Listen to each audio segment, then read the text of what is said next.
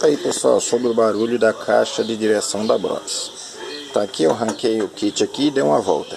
Aí eu vi que o barulho era aqui. Por quê? Usa essa parte aqui, ó. Bate ferro com ferro aqui dentro, aqui, ó. Entendeu?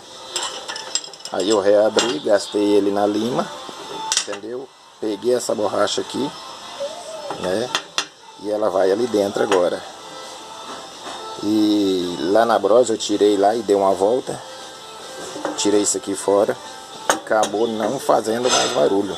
Acabou com o barulho. Então o barulho é aqui. Tem que eliminar aqui com essa borracha aqui.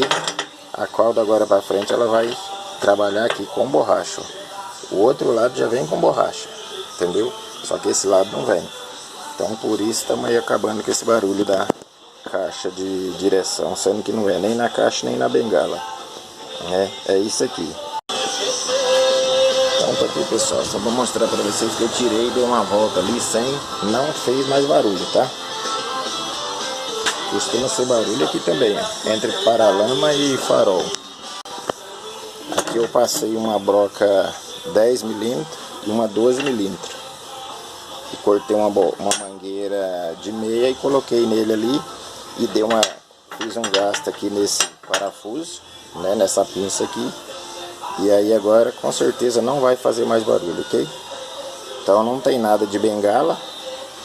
Não tem nada que é dentro da bengala furar aqueles caninhos lá, disseram que tem que passar mais óleo e tal.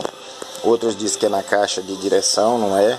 Então pode fazer isso aqui, igual eu fiz aqui, ó. Você vai gastar, entendeu? Gastei com a lima. E aí as coisas funcionou belezinha aqui, entendeu? Eu sei disso porque uma vez eu fui revisar uma 150 minha na dianteira e eu esqueci de botar, que elas já vem com as borrachinhas, esqueci de colocar, desculpa. Aí deu uma volta sem aquelas borrachas, o trem fez uma barulheira danada, tive que desmontar e colocar a borracha. Aí ficou chique, aí foi onde eu descobri que era isso aqui, ok? Então não tem nada a ver com bengala, não desmonta bengala, nem faz nada, mexe em caixa de direção, que não é.